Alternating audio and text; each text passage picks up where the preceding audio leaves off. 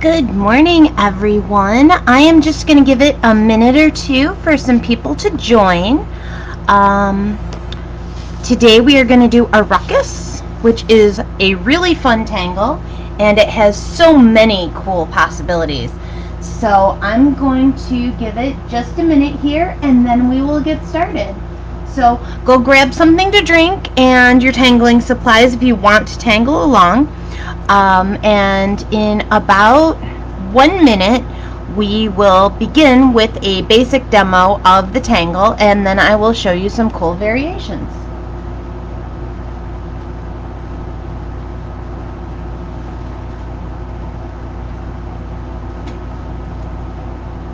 All right.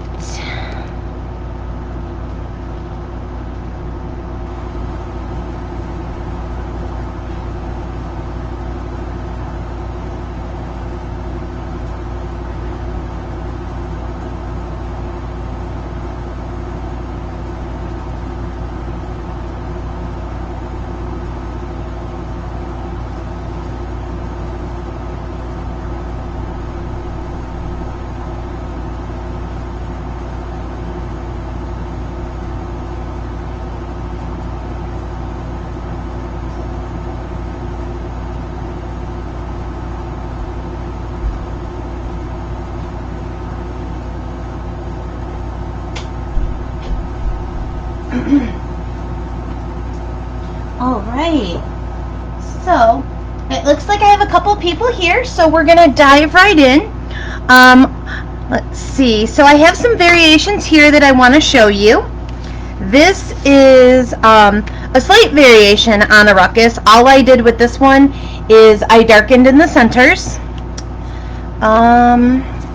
Here it is as a border, which is something that I don't see people do very often. So I think that's kind of cool, and it's something that I like to do a lot.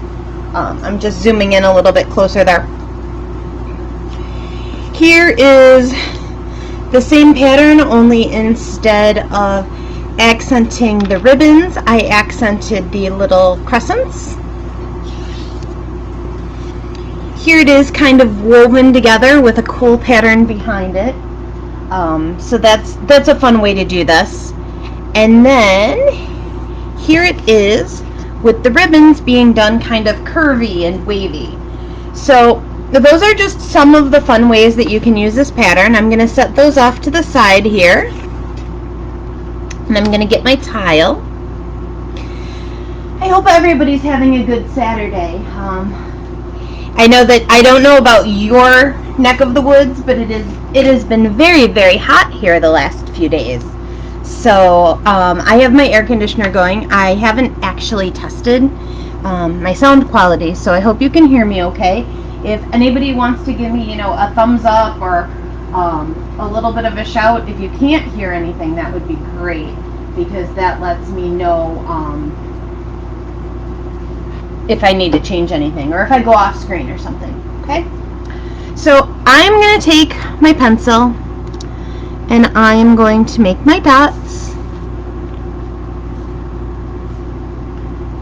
and then I'm going to draw my border. We're going to start out with the basic pattern, and then I'll do some cool fun variations for you.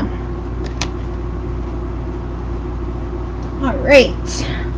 Hi, Lisa. Good morning. All right, so let's see here.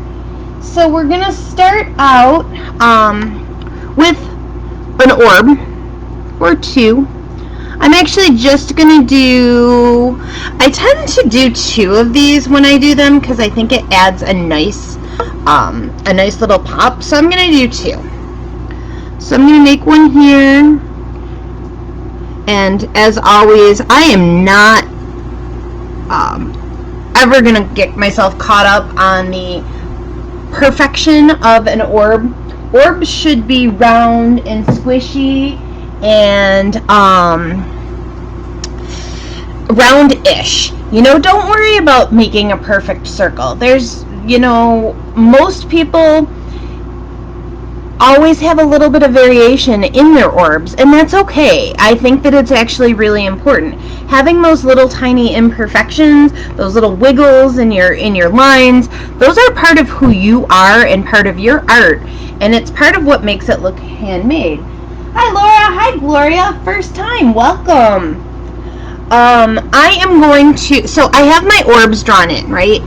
So I was lucky enough, I actually got to learn this tangle at my seminar. This was introduced at CZT 17, so I kind of have like a personal connection to this one, so I really like it a lot. The first few times I drew it, I did not like it at all. It was one of those tangles that I was kind of like, oh, what am I doing? But once I got it, it really kind of clicked, and I use it a lot now. So I hope that after I show it to you, that maybe you will fall in love with it too. So I have my orbs, and when I was taught to draw it, Molly said that she liked to use 5 posts, or lollipop sticks as she called them, right? So I'm going to use 5 today, at least on this one. So I'm going to make a line coming off of my orb, and then I'm going to make a little aura, okay? And then I'm going to add another one over here.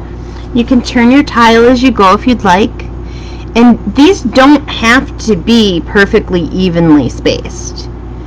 It's perfectly okay if they're kind of at a little weird angle or something like that. Okay. So you can see I've got 1, 2, 3, 4. I'm actually going to connect these two. Okay, so there's my 5 and also 1. I'm going to go up in this direction here. 2,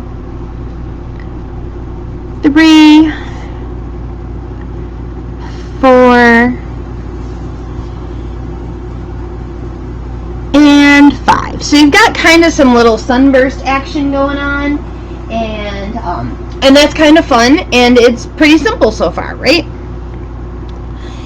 So the next part we're going to do is we are now going to aura our orbs.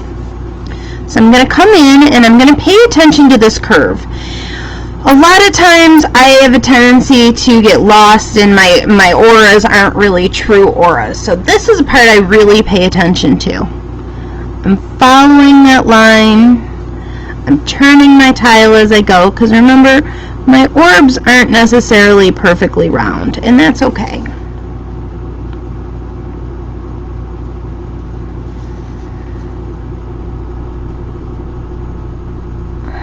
Okay. So I go all the way around 1, and now I'm going to move over to this other orb. And when you do more than one, especially if they're intertwined, that tends to be key, at least for me.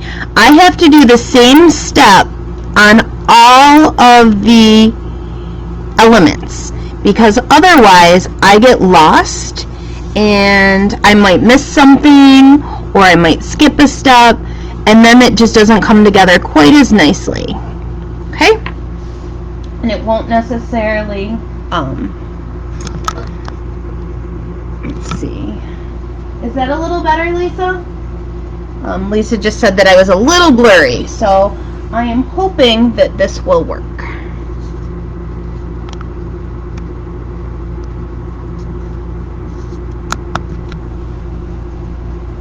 I can't necessarily see what I'm doing as I draw, so I hope that's a little better.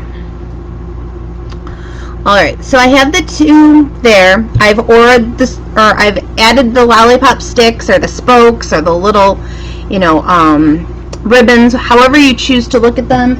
And then I have done a aura of the orbs. I'm going to come in now, and I am going to add an aura to each one of these little lollipop sticks, these little spokes. I think this one sometimes looks a little nautical to me. It looks like, I don't know, life preservers and knots. like to try and keep these when I'm doing a traditional Arukas. I like to try and do this where I keep them all about the same distance apart, but it is fun as a variation to kind of mix that up, or to vary the size, and then you get a completely different effect, which is really cool. Alright. So, in case you did not know, Arukas is the word Sakura spelled backwards. And as you know, Sakura makes micron pens. The story behind this one, as it was told to me, is that Molly was on the phone with the Sakura rep, and she was playing with the new tangle, which turned into this one eventually. And as she was talking to him, she was working on it, and the pieces kind of came together. So it seemed logical to name it Sakura, but she didn't want to use a current word, so she flipped it and spelled it backwards. Alright, so I have auraed all of these little lollipop sticks, all of these little posts, and now I am once again going to aura the orbs. Okay, just working my way around, turning my tile when I need to. Made it all the way around there. I'm going to come over here and do this one.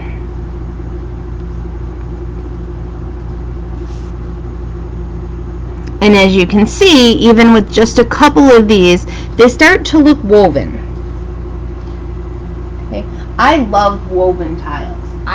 Or woven tangles. I think it looks so cool when you take different things and you layer them together, and there's, so much going on. You can see here where they just kind of weave in, and it's just a really fun dynamic motion. Alright, so I have gone all the way around with all of them. One of the things that I tend to miss is I tend to not go all the way to my posts, and it really does look better if you make sure that your lines meet. I think I'm going to do one more set of spokes going around, and remember how I talked about varying the size of the lines? So you can certainly do that. I find that it is the most pleasing to the eye if you try and keep the ones on each individual element about the same size. But you don't have to. So these two are connected, so I'm going to keep these about the same too.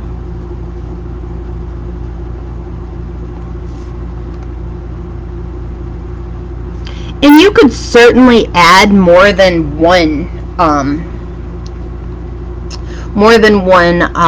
aura here, right? So you don't have to leave it with just one line on each side. You could do 2 or 3, as long as you are replicating that in each one. You're going to get the same or a similar effect. You're going to get a different look, but you're going to get the same effect. Alright, so there we go. And then of course you can shade this. I like to shade it by going anywhere things overlap, right? So I take, for those that haven't been here before, I tend to use a mechanical pencil because I like how skinny and tiny that little lead is, which lets me get into some smaller areas for my shading. I always like to do this initial little lollipop stick because I think it looks really cool to make it pop up. But you can see all of these little places where things overlap, and you can you can layer here. You could place your focus on these ribbons or these spokes, or you could place your focus on these little auras for your orbs. It's really all dependent on what you want to do with it. So I'm not going to add a ton of shading to this because I think that it is it's going to be up to every individual person where you choose to accent your shading. But I'm just going to do a little bit here so that you can kind of see it pop up. I have a new tortillon that I don't love so much. It's a new brand, and the tip is kind of flimsy, so I'm not real happy with that. So I may end up switching back to my other one in a little while. Let's see what I can do here.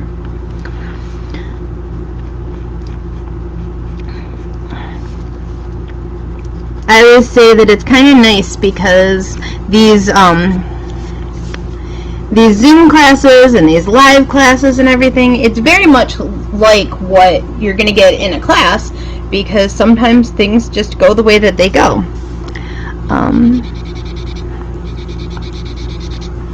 And while it would be nice to have everything, broken down exactly the way we'd planned, it doesn't always work that way. Sometimes your tortillon doesn't work, sometimes your pen dies in the middle of class. I've had both of those things happen.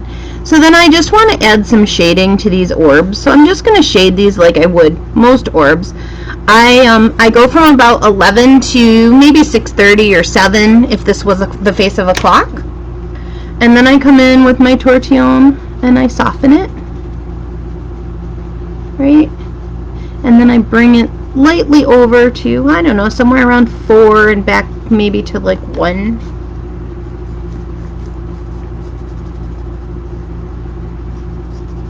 Gives you a nice little rounded look. There we go. So that is Arukas. Like I said, there's a lot you can do with this pattern. I would go in normally and I would do something in the background, maybe another tangle. I could actually use this, the way I have it drawn like this, as a string, which is something that I always like to point out. Many of our tangles can be used as a string, and a lot of people don't think to do that. So I really encourage you to try and kind of think outside the box with some of these. There's so many different ways to draw most tangles, and I started doing these Facebook Lives after a conversation I had with another CZT, and we talked about how so often we fall into a rut or a habit of always drawing a tangle the way that we learned it and never thinking outside the box. Never thinking, oh, well, we might do something like this where it's the same tangle. I just, I darkened it in and I changed it up a little bit. Or maybe I'll change it up a little bit more and add a bunch of them, right? Which looks cool. And then I added a tangle in the background, so it looks like there's a lot of layers. So I kind of used this one as a string. And then if you look really closely, you can see I just have a little bit of patterning in some of these orb auras. But these are all kind of the same, right? I used the same concept in creating them. I didn't, change it up a whole lot. And I find that the beauty in so many tangles is that you can just kind of go wild with them. So this is the same pattern, and yet it looks very different. And really, I used the same 5 lollipop sticks, but I added wavy, variegated lines to them. So I changed. Instead of making them straight lines, I made them like sun rays, and they kind of look a little wavy. And the two still look similar, but there's a lot more difference to that. I always like to point out that most tangles can be made into a border, and I just like to show that because I think that that's something that we all kind of think about sometimes. We want to complete a tile to really fill it up. And I think that it's just neat to try and, take your tangles and add them to the outside of your tile as well. So I'll go in at some point and I'll fill something in. I don't know what. I haven't thought that far ahead. But I really like the way this acts as a tangle. And once again, if you look, you can see I stuck with the same 5 lines, the same 5 lollipop sticks. So I haven't changed this up a ton, but it looks different, and it's just a neat and different way to use this tangle. Okay. So this is a bijou tile. that I did a while ago, and I wanted to include this one today as a demonstration because this is a single Arukas, and I didn't do anything really differently other than continue my my auras to fill it up completely, and then instead of accenting the spokes, I accented these little auras, or these little orb auras, and it creates like a starfishy or a kind of almost a floral image, and then I just shaded around it. So with that in mind, I wanted to show you something fun that I like to do. This one has 6 1, 2, 3, 4, 5, 6. Wait, 1, 2, 3. Yes, 4, 5, 6. So this one had 6 spokes instead of the 5 that I've been doing. So I'm going to set this one off to the side, and I am going to draw this a slightly different way. And I think that it's really fun, and it's a little outside the box, but that's one of my favorite parts of doing these, is it forces me to think of or share different ways that I use this pattern that hopefully you haven't thought of before. I haven't seen anyone else do this way, but I think that it is really fun. So I'm going to make a fairly smallish orb somewhere close to the middle of my tile. I always say I'm an almost girl. I don't worry about whether or not something is precisely in the center. I don't care if it's slightly off the edge. I think that adds to it, right? So I have added in my my orb, and now it is time for me to start adding my lollipop sticks. So I'm going to make one going off this way, and I'm making these kind of small and skinny. I'm auraing that. I'm going to do another one here. I'm trying to make these fairly consistent, but I haven't had a lot of tea yet this morning. So as much as I wish it wasn't the case, I am not at my best before I've had a lot of tea. I can always tell by the little bit of a shake in my line. So I have 1, 2, 3, 4, 5. Let's do one more right here. Okay. So I've got 6. All right. So now I'm going to come in, and instead of making a straight aura on this, I am going to make like a flower petal shape. Okay, and I'm going to do this in each of my sections. And I'm not going over my my little lollipop sticks, right? I'm just kind of squishing it in there and making it fit.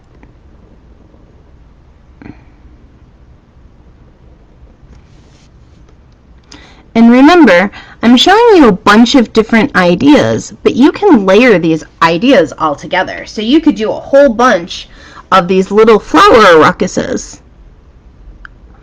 on a tile as well, and that looks really, really cool. I did not do any today, but if you go on the Zentangle Mosaic app, you can see that a lot of people like to put a gem in the center of their Arukas, which looks amazing. I didn't do any for demonstration because I figured I could send you to take a look at that. I do have a class on gems tomorrow. If you are interested, you can find that at my website, which is whimsybykelly.com. And I am actually going to take an Arukas and an Arukas flower and add a gem into the middle of that. So anyway, so I have my flower shape done here, and I have my lollipop sticks, my spokes. I'm going to go in and I'm going to add my auras.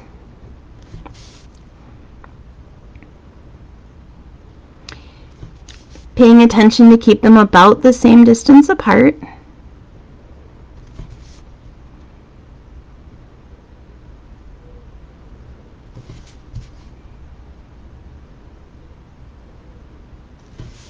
working my way all the way around. Okay. Now I'm going to go in and I'm going to aura my flower petals. And I could make big auras or small auras. Doesn't really matter, whatever you like. And this is a fun one to add color to, which is why I said, I thought this was a good time to mention, gems and things like that. And you could do gems for the petals, or you could do gems just for the center. Or you could just use some color. This is fun if you have maybe a tile that you've, done a cool background or something on, and you wanted to not cover the whole thing, but have something to accent stuff. All right, so I like the way this is coming. I'm going to add some more auras, again, to my spokes.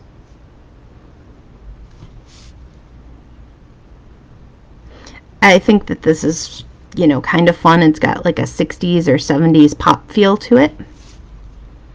I love daisies. And I find that doing auras is so peaceful. You just kind of get in your groove and you just kind of go with it.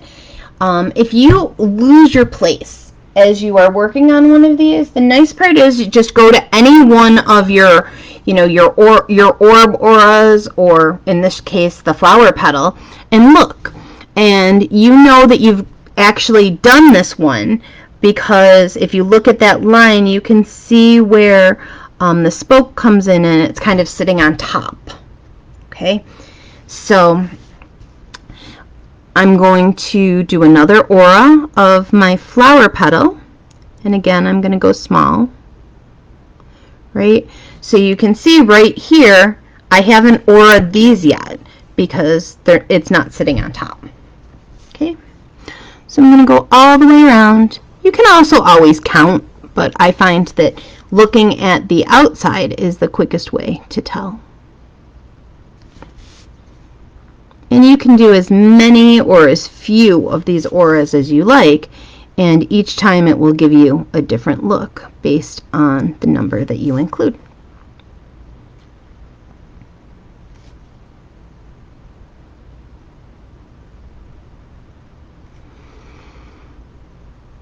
Haha! And right here, I did exactly what I was trying to tell you not to, which is here I haven't done these spokes, right? So I have two on top of each other. And that's okay, it happens. I used to do that a lot with this pattern. So all you have to do is go through to keep it the same, because once you do something, right, if you repeat it, it's a pattern. So instead of it having one, now it has two auras here, which is actually kind of a cool way to kind of finish that section, right? So now I'm going to go in. I'm not going to add any more flower petals to this, but I am going to add one more aura to my spokes.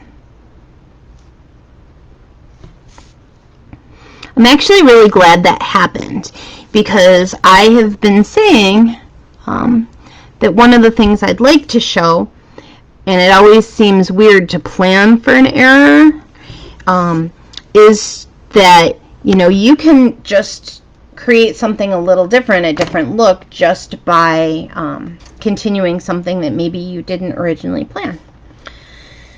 So now I'm going to come in with this, and I'm going to, this time I'm going to add some shading right around my original orb.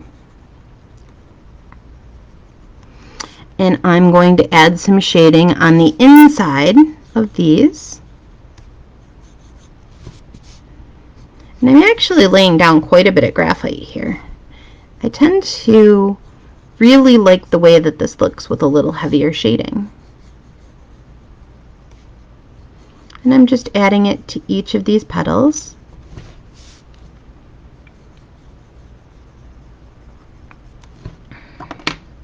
I'm going to take my tortillon, and I tend to do my smudging. I use my tortillon much like I use like the side of a pencil, or I think it's because I do a lot of painting and it tends to be the way that I paint. But a lot of people use little circles. I just don't find that quite as natural for me. But whatever works for you is the way that, you should really try and kind of play with it. So I'm just kind of using the side of my tortillon and smudging that out so that I have a little flower center. And then I'm going to come in and I'm going to add some shading on the tips of these petals and a little bit down the sides.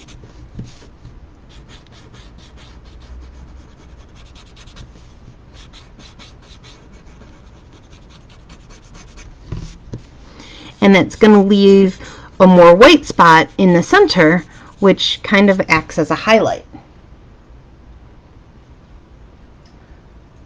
Right? So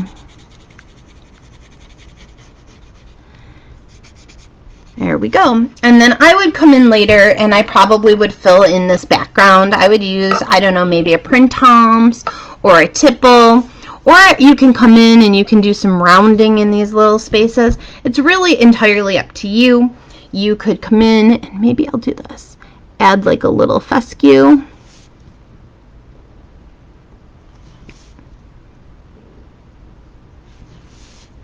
Going all the way around. And that just adds kind of a really funky, kind of fun little detail. Okay. All right. So that's that one. And then the last thing I want to show you is that this doesn't always have to be done round. And that was something that took me a little bit to wrap my head around. You could do it with squares, you could do it with rectangles. Today I am going to demonstrate it using triangles.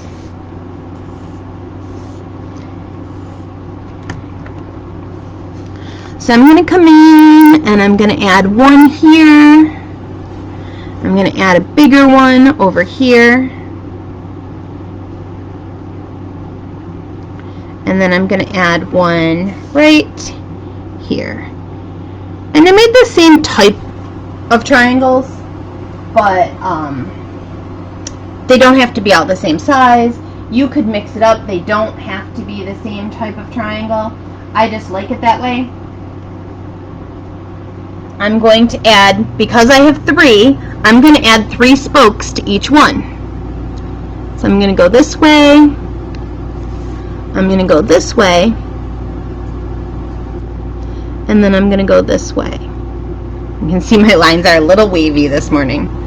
I am not attaching this one to these other 2, and you'll see why in a couple minutes. Okay. On this one, I'm going to go off this way. I'm going to go over here. I'm going to add this one, and I'm going to use the hollow method. Pick my pen up, jump over, and come back here so it looks like they're crisscrossed. And then I'm going to do the same here.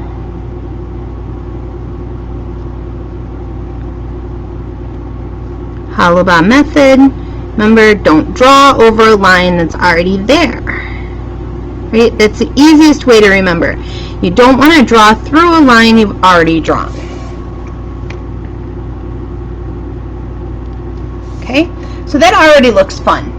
Kind of cool. Something a little different. Not a way that, we necessarily always see it drawn, but definitely a way that, maybe will force you to think about using this in a new way, right? So I have my lollipop sticks, my spokes, however you want to think about them, drawn in. I'm going to place an aura over my first triangle.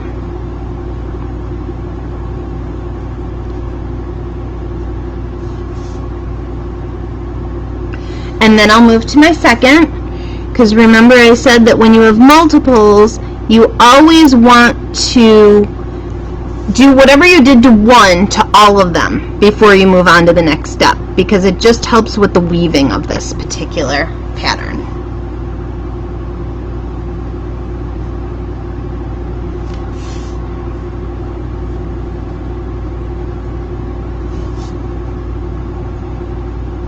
Okay.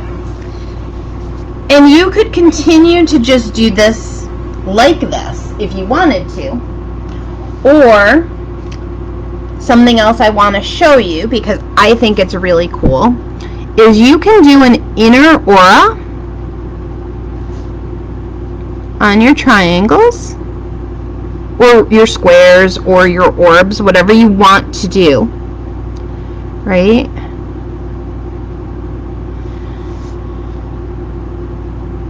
And then you can treat it as if this part is transparent. So what I mean by that is I can use that Halibut method, jump over, and continue this line. And this can get kind of complicated, okay? So I encourage you to do this when you have some time to do some focus work. Right? So then this one right here, again, Halibut method, jumping over. And this one too.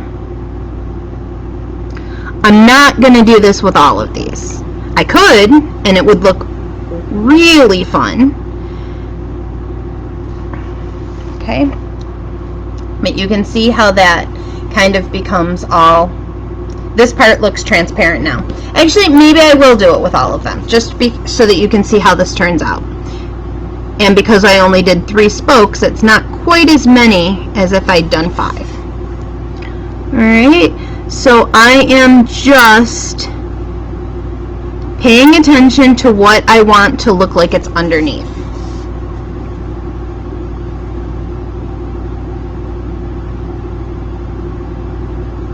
Okay, I'm actually going to stop that one there. But these right here would come straight through,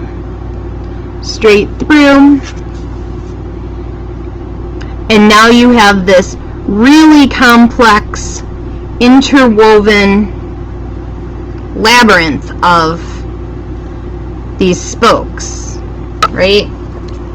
But you're going to treat them all exactly the same as you did these, or the same as you did these. It doesn't matter how many that you necessarily have, you're still going to treat them exactly the same. So I'm going to come up to this one, right? So now I have all these spokes, and I'm going to decide how many auras do I want on these. I'm only going to do 1 aura on all of them because it's a lot of lines, and I don't want it to get too complicated. So I'm picking and choosing where to start, right? And I'm adding an aura.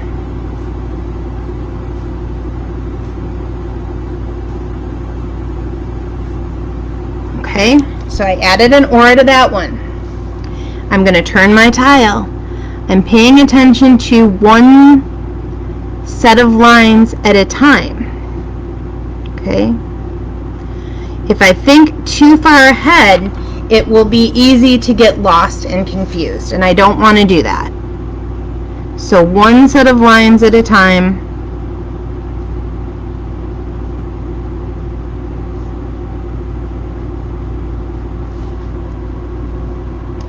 So now this triangle right here, all the lines leading off of it have been aura'd. So that one's done. I'm going to move on to this one.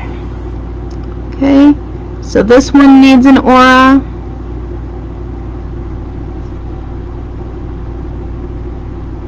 And I'm going straight through to where I halibut that. I'm going to turn it. I'm going to do this one. And again, I'm just making lines on either side, and you can see it's going to change the way all these lines weave together.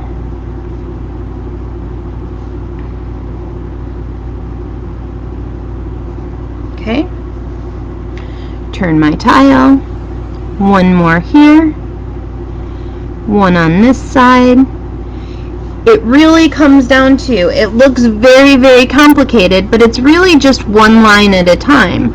And I would encourage you, if you are playing with this, to not do a ton of spokes maybe off of these. Like I said, I only did 3. Okay, so this one, all of these have been done as well. So this one and this one are finished, which just leaves this one. So I'm going to come in, I'm going to halaba wherever I can. I'm going to add my aura.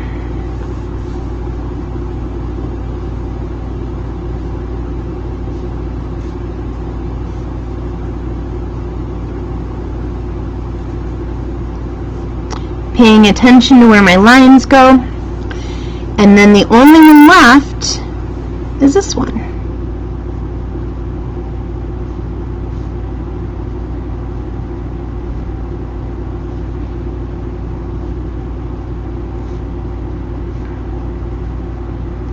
There we go.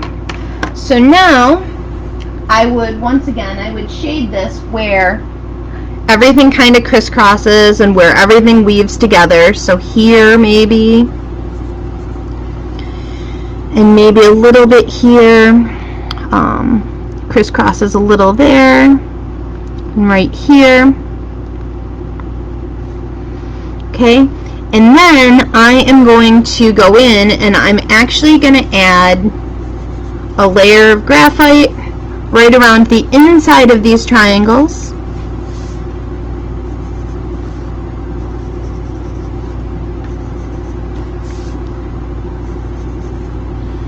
And then just a little bit over the top of these triangles, so around the outside. And I'm going to kind of avoid anywhere where things are layered. Right? So I don't want to go over like that stripe right there, but where it looks like maybe it's tucked in, I do want to add some. And then I'm just going to come in and I'm going to soften it with my tortillon. Shading is where the magic happens, and it goes from, oh, that's neat, to, wow, that's really cool. And even brand new beginner tiles add that fun, cool pop by just adding a little bit of graphite. Pencil is magic. And as I tell everybody, though there are no mistakes in Zentangle, and there's really no need for an eraser, if you try shading and you don't like your shading, it is still just graphite. You can always remove it. If you make a tile that you love and then you add some graphite or some shading to it and you don't love it anymore, it's easy enough to remove that. I tend to I usually try and have a lighter touch. I don't have a terribly light touch with my shading today, but what I like to remind people is that we can always come in with graphite and you can always layer it. So if it's not dark enough, you can always come back in and add some more. So I'm going to call this one done, and I hope you enjoyed learning to play with Arukas with me today. I will have the pattern sheet up later so that you can see all the different varieties, and this video will stay up, so please feel free to watch it as many times as you'd like. And I would love to see what you have made. If you want to leave it in the comments, or you want to email me at whimsybykelly@gmail.com. I love to hear from people who have tangled along with me, or who have been inspired by something that they saw here. So I'm going to wrap this up for today, and I will be back here next Saturday, and I hope you have a wonderful rest of your weekend. Bye-bye.